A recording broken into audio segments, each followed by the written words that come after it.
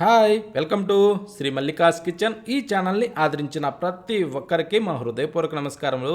ఇవాళ చాలా అంటే చాలా మంచి రెసిపీతోని మేము ముందుకు వచ్చానండి.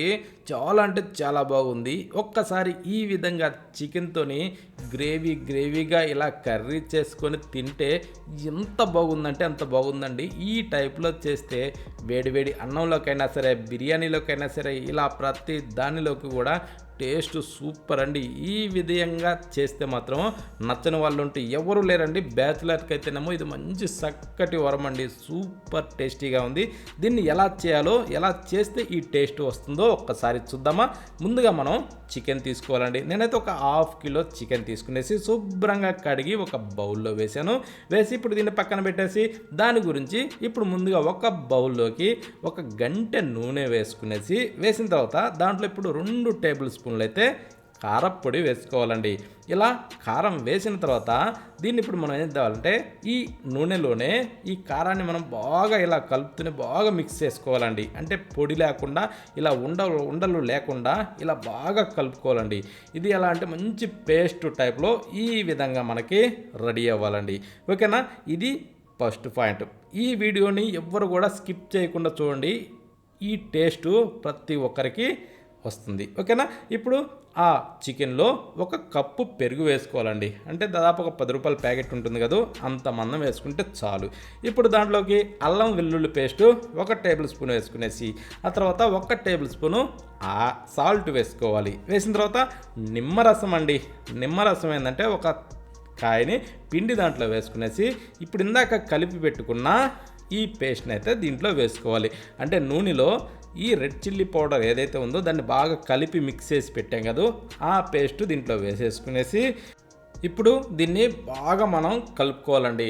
ఈ ప్రతి ఒక్క ముక్క కూడా మనం వేసిన ఈ పేస్ట్ ఇవన్నీ ఏవైతే ఉన్నాయో దాన్ని మొత్తాన్ని బాగా పీల్చుకోవాలంటే దీన్ని కొంచెం ఇలా పిసుకుతూ బాగా కలుపుకోవాలి. ఈ విధంగా ఏంటంటే ప్రతి ఒక్క ముక్క పీల్చుకునే విధంగా మనం కలిపిన తర్వాత దీన్ని కనీసం అరగంటకైతే తగ్గకుండా మనం ఊరబెట్టాలండి. ఈ ఊరబెడితే ఏమవుద్దంటే ఈ ముక్క మంచి రుచిగా ఉంటుందండి. అది చాలామంది ఏం చేస్తారంటే ఏం కావాలని కలిపిన వెంటనే తయారు చేయటం మొదలు పెడతారు.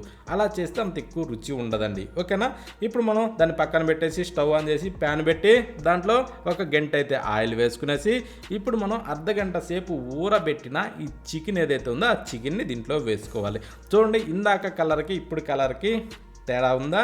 ఏంటంటే చికెన్ ఊరితే ఆ ముక్క ఏంటంటే కొంచెం కలరు వేరే వస్తుందండి. ఓకేనా, ఆ టైప్లో వచ్చినప్పుడు ఏంటంటే ఆ రుచి చాలా బాగుంటుంది. ఎందుకంటే ప్రతి ముక్క కూడా మనం వేసిన దాన్ని బాగా పీల్చుకొని అలా ఉంటుంది కాబట్టి.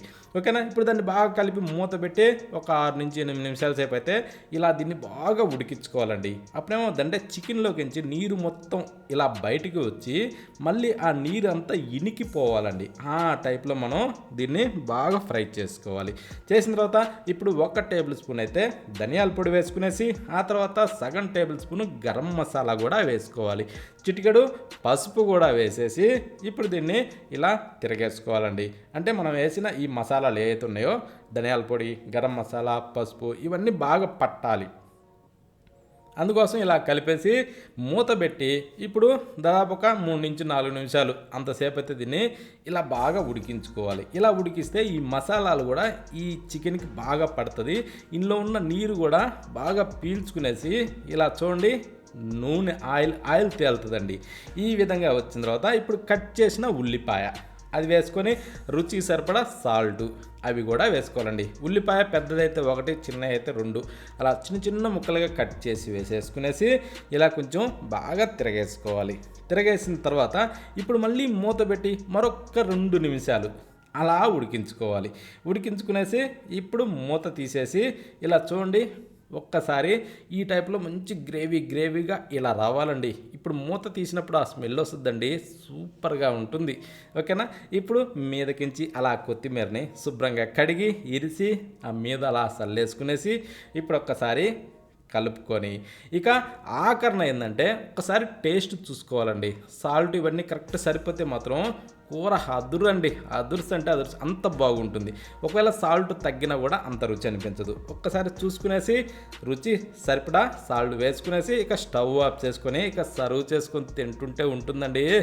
దేనిలోకైనా సరే సూపర్ అండి. వేడివేడిగా అన్నం చేసుకున్నా సరే, బిర్యానీ చేసినా, చపాతీ చేసినా, రాగి సంగట చేసుకున్నా, ఇలా ప్రతిదీ దేనిలోకైనా సరే ఈ విధంగా చేసుకొని తినాలే కానీ అదిరిపోద్దండి. బ్యాచిలర్స్కి అయితేనేమో ఇది చక్కని వరం అండి. ఎందుకంటే వాళ్ళకి మంచి మంచి టేస్ట్లు కావాలి. అలాంటి వాళ్ళకి ఇది ఒక్కసారి కానీ ఈ టైప్లో చేసుకొని తినాలే కానీ వాళ్ళు వదిలే పెట్టరండి. అంత మంచి రుచిగా ఉంది. ఈ టైప్లో ప్రతి ఒక్కరు ఖచ్చితంగా ట్రై చేయండి. రుచి మాత్రం మీ సొంతం అండి. అంత బాగుంది ఈ చికెన్ కర్రీ.